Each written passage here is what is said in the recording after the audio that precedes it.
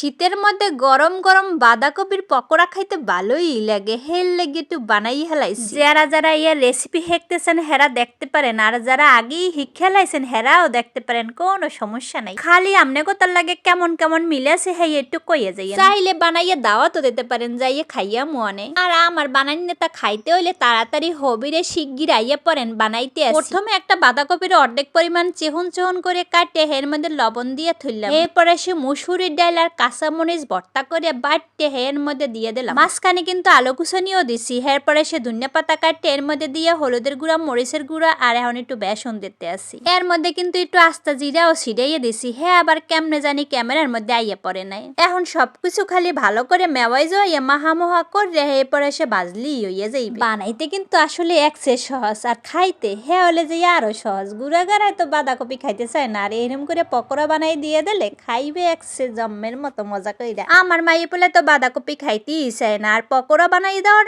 পর হ্যাঁ যে কোন সময় মসমসাইয়ে খাইয়ে হেলাইছে টেরই পেইনি। আমনেরাও আমনেগো মাইয়ে পোলার এরমের বানাই দেন, হ্যাঁ খাইবে আনন্দ করে, আর হ্যাঁ দেখি আমনেগো একালে খুশি লাগবে। ওই যে বাপ মা বললে কথা, মাইয়ে পোলাই খাইলে তো এমনি বাপ মার অনেক আনন্দ লাগে। আর নিজের হাতে বানাইয়ে মাইয়ে পোলার খাওয়াইতে পারলে হেইয়া তো স্বাস্থ্যসম্মত বটি, আর নিজের দ্বারাও একটা তৃপ্তি লাগে অন্যরকমের। আর হ্যাঁ ছাড়াও মাইয়ে পোলা কাই এত বড় মানুষও খাইবে মসমসাইয়া, খাওয়ানোর পর কইবে আর একটু বাজ্যা দেওয়া আরো খামো। হয় বানাই হেলাইছি, এখন যাই গরম গরম খাইতে হইবে না কন দিহি।